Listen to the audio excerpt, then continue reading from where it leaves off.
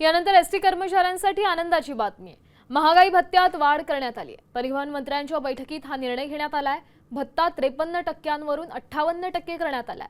या निर्णयामुळे कर्मचाऱ्यांना मोठा दिलासा मिळणार आहे। बैठकीत वेतनातील फरक, निवृत्ती वेतन आणि प्रलंबित भत्त्यांवरही चर्चा करण्यात आली आहे।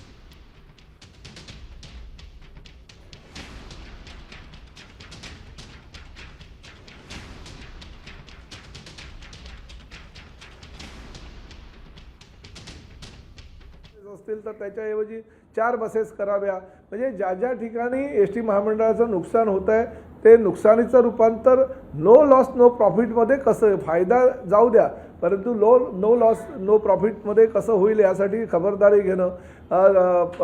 राज्यभर तीर्थटनासाठी जी काही ज्येष्ठ नागरिक जातात किंवा महिला जातात किंवा काही लोक जी जातात त्यांना जास्तीत जास्त पर्यटनाच्या दृष्टीने जेव्हा बसेस खाली असतात त्या बसेस त्यासाठी उपलब्ध करून देणं जेणेकरून उत्पन्नामध्ये वाढ होईल। अशा पद्धतीनं अनेक उपाययोजना आम्ही करतोय आणि त्या उपाययोजनेला प्रतिसाद सुद्धा भविष्यामध्ये मिळेल असं मला वाटतं। परंतु ताबडतोब काही ह्या सगळ्या आम्ही उपाययोजना केल्या आणि आमचं उत्पन्न वाढलं असं होणार नाही। त्यामुळे त्यासाठी सुद्धा आम्हाला थोडासा वेळ लागेल, परंतु तरी सुद्धा राज्य शासनानं ह्या उत्पन्न वाढ